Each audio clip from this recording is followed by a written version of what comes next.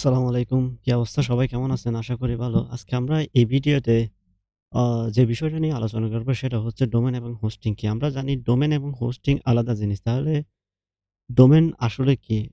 Domain বলতে আমি যদি সহজ ভাষায় বলতে চাই তাহলে আমি যদি এই ইমেজটা যদি একটু জুম করে দিই, আমি যদি এখন সহজ ভাষায় বলতে চাই ডোমেইনটা আসলে কি? যেকোনো ওয়েবসাইটের নামকে আমরা কি বলি? ডোমেইন বলি বা ডোমেইন নেম বলি। আমরা যদি একটা জিনিস দেখি google.com, এটা google.com টা একটা কি ডোমেইন নেম। যেমন কি facebook.com, facebook আ facebook.com এটাও একটা ডোমেইন নেম। তাহলে আমরা যদি কিন্তু ডোমেইন নামের মধ্যে অনেকগুলো পার্ট থাকে।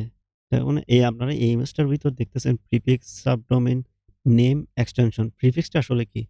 প্রিফিক্সটার মাধ্যমে আমরা যেটা বুঝতে পারি বা Google যেটা বুঝে এই সাইটটা সিকিউর কিনা বা এই সাইটটা অ কোন ধরনের আপনার ওই আমরা যেটা বলি বা কোন ধরনের ফিশিং সাইট বা কোন ধরনের মালওয়্যার বা যেকোনো ধরনের নেগেটিভ সাইট হলে এটাতে প্রিফিক্সটার মাধ্যমে Google এটাকে কাউন্ট করবে। যদি HTTPS টা না থাকে তাহলে Google এটাকে সিকিউর বা ভালো সাইট মনে করে না। তখন Google এই সাইটটাকে র‍্যাংক দেয় না।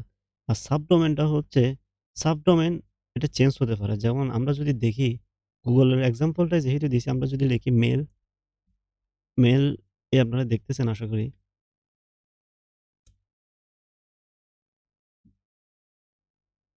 mail.google.com এই মেইলটাই হচ্ছে সাবডোমেইন।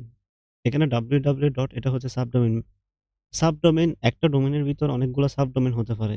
নেম একটা সাইটের একটাই নেম হবে। আর ডট এক্সটেনশন, এক্সটেনশন মানে হচ্ছে আপনার সাইটের আমরা যদি দেখি এক্সটেনশন কি এক্সটেনশনটা আসলে .com, আ .co, .org এগুলোকে বলা হয় এক্সটেনশন। আমরা কাজের ধরন অনুযায়ী এই এক্সটেনশন গুলো সিলেক্ট করে থাকি।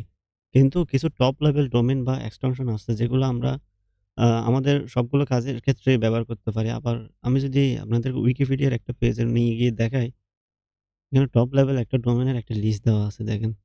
.com কি কাজের জন্য ব্যবহৃত হয়, .org আসলে এটার মূল উদ্দেশ্যটা কি, .net আ এরকম করে শত ডোমেইন আছে, শত টাইপের ডোমেইন আছে। যেমন কি আপনি যদি বলি কান্ট্রি বেস বলতে পারেন।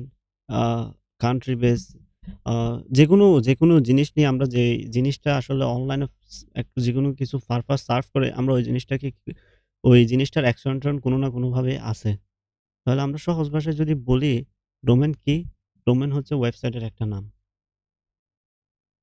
হোস্টিং আসলে কি? এখন সেই বিষয়টা যদি আমরা এখন জানতে চাই, আসলে আমি আপনাদের একটা সহজ উদাহরণ দিলে হয়তোবা আপনারা জিনিসটা বুঝে ফেলতে পারবেন। ধরুন আমরা আমাদের মোবাইলের ভিতর কোনো একটা ছবি বা ভিডিও যখন ক্যাপচার করি সেটা আমাদের কোথায় জিনিসটা গিয়ে সেভ হয়? অবশ্যই আমাদের একটা স্টোরেজ বা মেমোরি কার্ডের প্রয়োজন হয়, সেখানেই ডাটাটা স্টোর হয়।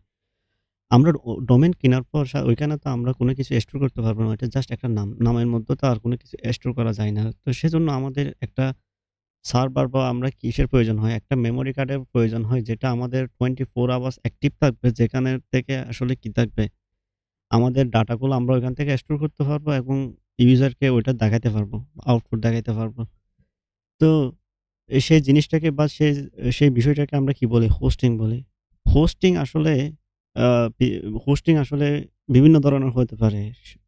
শেয়ার্ড হোস্টিং, বিপিএস বিভিন্ন ধরনের হতে পারে। আমরা সামনের ভিডিওগুলোতে আরো জানার চেষ্টা করব কি ধরনের হোস্টিং এ কি কাজের প্রয়োজনে ব্যবহার হয়।